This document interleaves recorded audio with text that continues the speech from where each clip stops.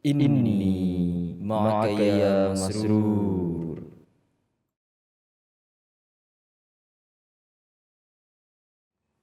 Assalamualaikum warahmatullahi wabarakatuh.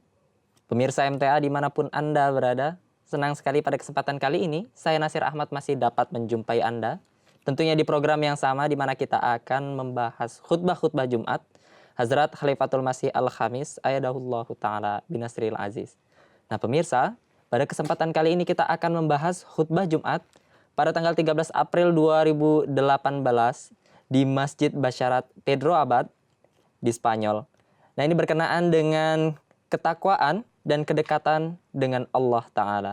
Nah tentunya pemirsa bersama kita telah hadir narasumber Bapak Maulana Rahmat Hidayat Syahid. Nah langsung saja kita sapa beliau. Assalamualaikum Bapak. Waalaikumsalam warahmatullahi. Bagaimana kabar Bapak pada kesempatan kali ini? Alhamdulillah, baik. Alhamdulillah. Nah ini Bapak kita akan membahas berkenaan dengan khutbah Jumat pada tanggal 13 April 2018 di Masjid Basyarat Pedro Abad Spanyol. Ini berkenaan dengan ketakwaan dan kedekatan kepada Allah Ta'ala. Nah mungkin Bapak bisa menyebutkan ringkasan poin-poin yang terkandung di dalam khutbah Jumat pada kesempatan kali ini. Jazakumullah khairan jazak. Sebagaimana sama-sama kita ketahui bahwa pada hari Jumat tanggal 13 April 2018 itu Hazrat Khalifatul Masih Al-Khamis Ayadahullahu Ta'ala binasril aziz masih dalam lawatannya ke Spanyol. Dan pada kesempatan Jumat tersebut beliau mendapatkan karunia untuk menyampaikan khutbah Jumat dari Masjid Basyarat di kota Pedro Abad, Spanyol. Pada kesempatan khutbah tersebut beliau menyampaikan tentang inti dari keseluruhan nasihat beliau dalam khutbah tersebut adalah tentang ketakwaan dan bagaimana cara meraih kedekatan kepada Allah Subhanahu wa taala. Di awal khutbah beliau mengajak kita untuk merenung tentang kondisi dunia yang ada saat ini. Untuk lebih jelasnya lagi akan saya bacakan di sini sabda beliau. Hadrat Khalifatul Masih Al-Khamis Ayadahullahu Ta'ala binasril aziz mengawali khutbah beliau dengan bersabda bahwa pada zaman ini kekacauan telah merebak di berbagai tempat di dunia ini. Beliau sampaikan, Anda temukan ada kekacauan yang ditimbulkan atas nama agama. Ada kekacauan yang ditimbulkan demi membuktikan kekuatan dan keunggulan sarana-sarana duniawi. Ada peristiwa kekacauan lain yang disebabkan pertentangan antara yang miskin dan si kaya. Dan ada pula kekacauan yang timbul disebabkan adanya kelompok-kelompok keagamaan yang ingin memperoleh tampuk kekuasaan di pemerintahan. Banyak sekali macamnya kekacauan-kekacauan ini. Ada pula kekacauan yang ditimbulkan oleh hal-hal yang sepele dalam lingkungan rumah tangga misalkan. Ada juga timbulnya permusuhan, percekcokan, dan kekisruhan disebabkan tidak adanya pelaksanaan tanggung jawab oleh salah satu pihak terhadap yang lain. Ada juga yang timbul untuk membuktikan keunggulan ras atau garis keturunan. Ada juga yang timbul karena menempuh cara-cara yang salah dalam mendapatkan haknya. Maka dengan demikian, kalau kita lihat dari sisi mana saja, Huzur sampaikan, Anda akan temukan bahwa dunia tengah diliputi kekacauan dan kehancuran. Hal ini membuat orang kaya, begitu juga orang miskin, tidak lagi terlindungi. Tidak juga orang-orang di negeri-negeri maju selamat dari hal itu. Tidak juga mereka yang berada di negeri-negeri berkembang atau terbelakang. Seolah-olah manusia yang beranggapan telah mencapai kemajuan besar di dunia ini, di zaman modern ini, juga beranggapan bahwa ini adalah zaman ilmu pengetahuan, akal dan cahaya pencerahan. Tetapi sebenarnya mereka itu sedang terjerumus ke dalam kegelapan. Mereka melupakan Allah Ta'ala dan menganggap dunia sebagai sesembahan mereka. Dan menganggapnya sebagai Tuhannya. Dan dengan berjalan selangkah demi selangkah menuju jurang kehancuran, bahkan mereka sudah mendekatinya. Nah, ada poin yang menarik di sini yang disampaikan oleh Huzur adalah berkenaan dengan background dari bangsa-bangsa yang sedang mengalami kehancuran ini. Huzur mengatakan kalau kondisi orang-orang non-muslim, mereka tenggelam dalam kegemerlapan duniawi. Dan dapat dipahami lah, oke lah mereka tenggelam ini. Karena mereka memang, Huzur mengatakan bahwa tuntunan agama mereka pun sudah rusak dan sebagainya. Jadi ya wajar saja mereka tenggelam dalam kehancuran, menuju kepada jurang kehancuran. Tetapi, kata Huzur, yang membuat miris itu apa? kalau hal itu terjadi kepada umat Islam. Iya. Nah, ini bahkan Huzur di sini sampaikan, bukannya umat Muslim mendengar seruan Allah Taala, di mana Allah Taala agama yang diturunkan oleh agama Islam tidak mereka pegang lagi, kitab suci Al-Quran tidak mereka praktekkan lagi dan sebagainya. Bahkan Allah Taala di akhir zaman ini menurunkan Imam Mahdi, Hadrat Masih Maud SAW untuk menyelesaikan segala macam pertikaian itu tidak mereka dengar juga. Iya. Nah, itu poin yang sangat penting, yang unik juga untuk kita bahas pada kesempatan kali ini, yaitu berbaiat kepada Hazrat Masih Maud alaihi salam. Nah, ini pun menuntut setiap para Ahmadi. Nah, ketika mereka sudah berbaiat, apa seharusnya keadaan yang mereka harus ada gitu ketika mereka setelah baiat? Nah, itu kondisi-kondisi seperti apa yang hendaknya mereka harus tetapkan di dalam diri mereka masing-masing. Jadi tentunya dengan karunia Allah Ta'ala kita sekalian sudah mendapatkan satu kenikmatan yang luar biasa. Benar. Allah Ta'ala telah memilih kita untuk berbaiat dan beriman kepada utusannya di akhir zaman ini untuk kembali menegakkan Islam, untuk kembali menghidupkan Islam dan menegakkan syariat, untuk menghormati agama Islam dan Rasulullah SAW, yaitu Hadrat Masih Maud SAW. Nah, tentunya ada konsekuensi dan ada tuntutan-tuntutan dari baiatnya kita kepada imam zaman ini.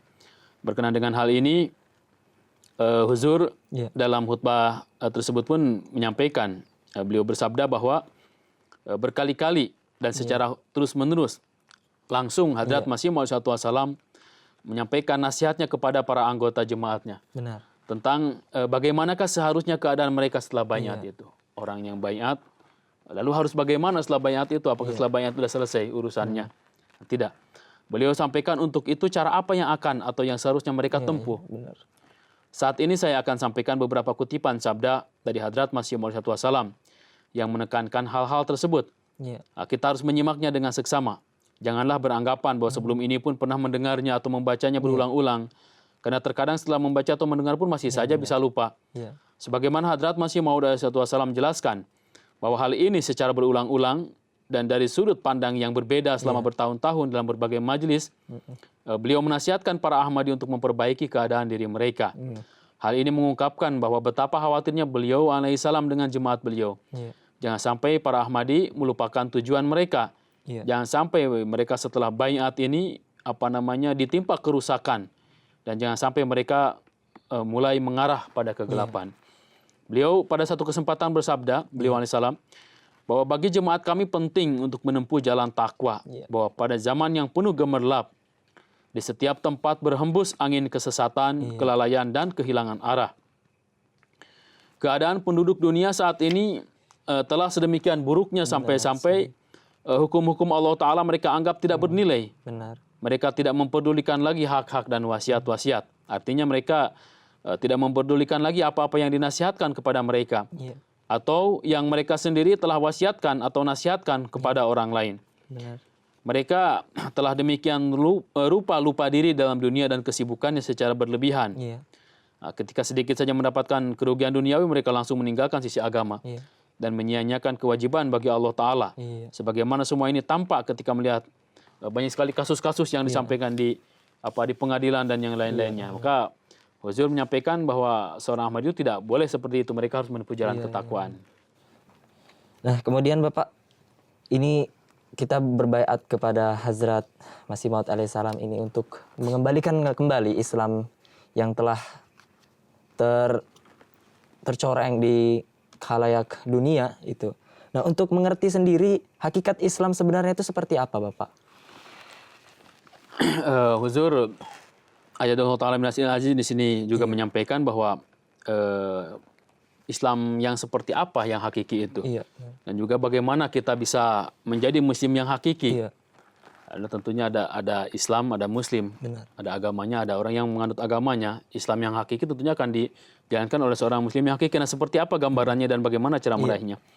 Berkenaan dengan hal ini, Hadrat Masih Maud SAW bersabda bahwa Islam artinya adalah nama suatu keadaan, suatu kondisi.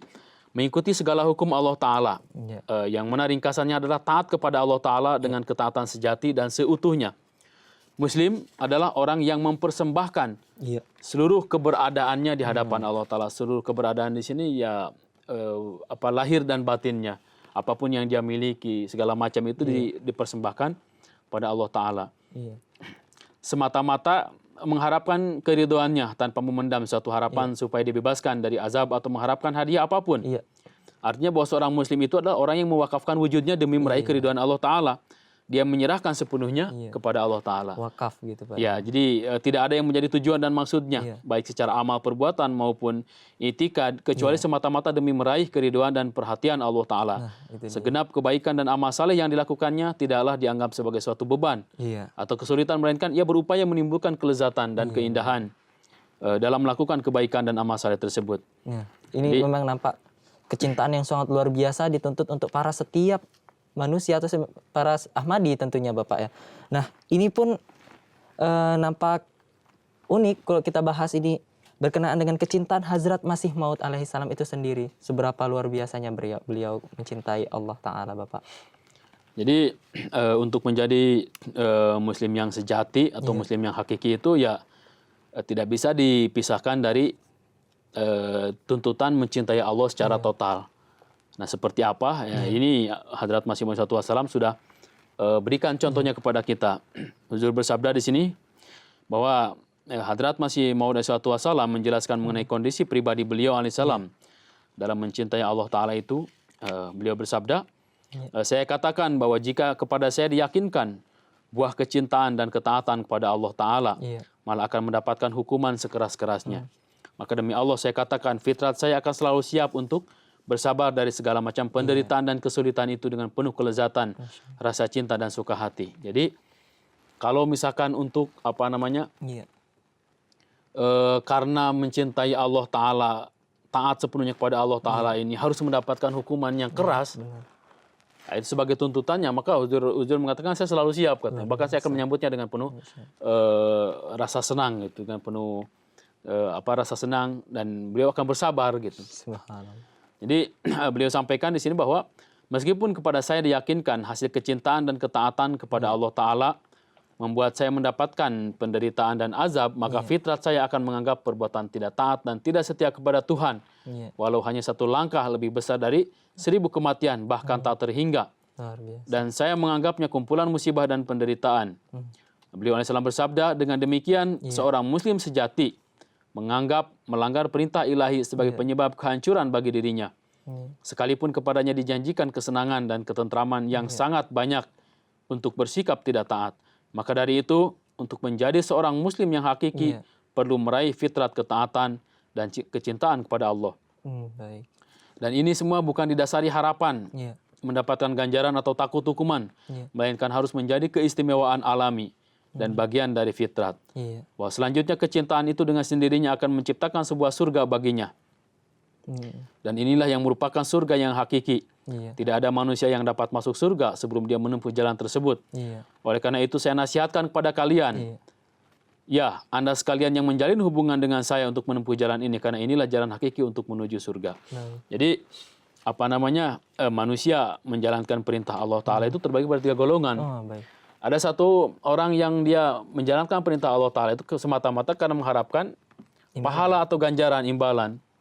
Kemudian ada yang melaksanakan perintah Allah Ta'ala itu karena takut akan azab dan siksaannya.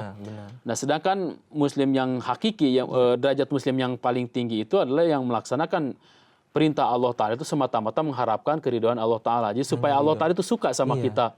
Supaya Allah Ta'ala itu mencintai kita. Nah ini. Nah, itu dia Pak. Poin agar memunculkan kecintaan kepada Allah dan Allah pun cinta kepada kita itu tentunya dengan kita ketahui dengan introspeksi selalu. Nah, Huzur juga menekankan bahwasannya kita sebagai Ahmadi harus mengintrospeksi diri sendiri, salah satunya dengan cara menyaksikan MTA internasional ini Pak. Nah, bagaimana bisa dikatakan kita tuh penting sekali dalam menyaksikan program-program di MTA ini, Pak. Bagaimana? Mungkin bisa dijelaskan lebih rinci lagi. Jadi ini ada hubungannya dengan masalah tarbiyat tadi.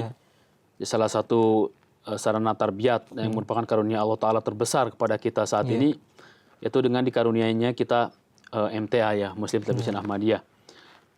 ini gambaran dari lemahnya tarbiyat dan sebagainya. Di sini Huzur pun sampaikan bahwa adanya orang-orang yang mundur dari jemaat atau orang yang melontarkan protes dan kritik pada jemaat, atau ada juga yang masih teguh dalam jemaat atau agama disebabkan sanak kerabatnya adalah Ahmadi. Jadi orang seperti ini tidak mendapatkan manfaat apa-apa. Jadi orang-orang makanya di jemaat itu yang namanya kritikan-kritikan kepada nizam itu sangat tidak disukai begitu ya. Sangat dilarang. Karena justru itu adalah gambaran dari gagalnya tarbiyat itu. Orang yang tertarbiati dengan baik itu tidak akan terlontar dari mulutnya kritikan-kritikan kepada nizam dan sebagainya. Nah, ini Huzur di sini sampaikan bahwa orang-orang yang masih melakukan hal seperti itu dia tidak akan mendapatkan manfaat apa-apa dengan keberadaannya di jemaat ini. Dia tidak akan andai dia menuntut ilmu berapa banyak keraguan tadi dapat terjauh dari benaknya.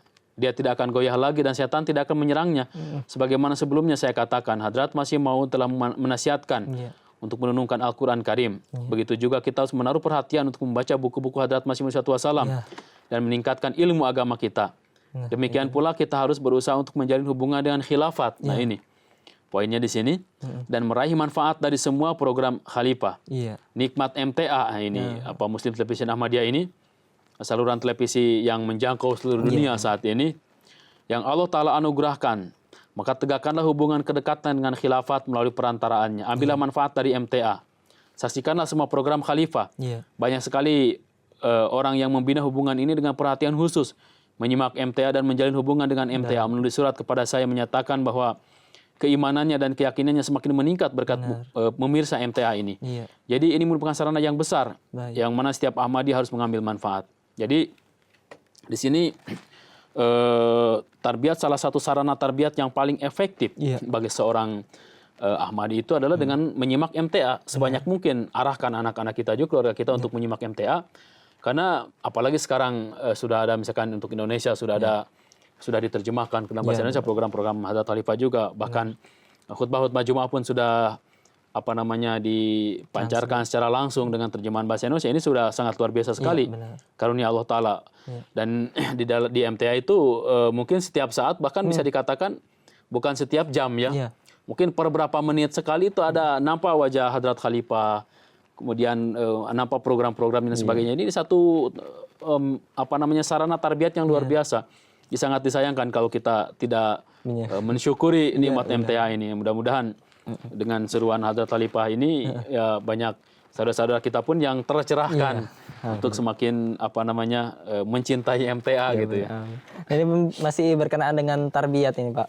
Ini Huzur juga mengimbau untuk membaca salah satu buku Hazrat Masih Maud alaihissalam berkenaan dengan Bahteranuh ini, dengan judul Bahteranuh ini, Pak. Nah, kenapa ini bisa sangat penting sekali? Memang kita sebenarnya sangat penting sekali untuk membaca buku-buku beliau. Namun di sini sangat spesial sekali beliau menyebutkan bahwa buku Bahteranuh, bacalah itu.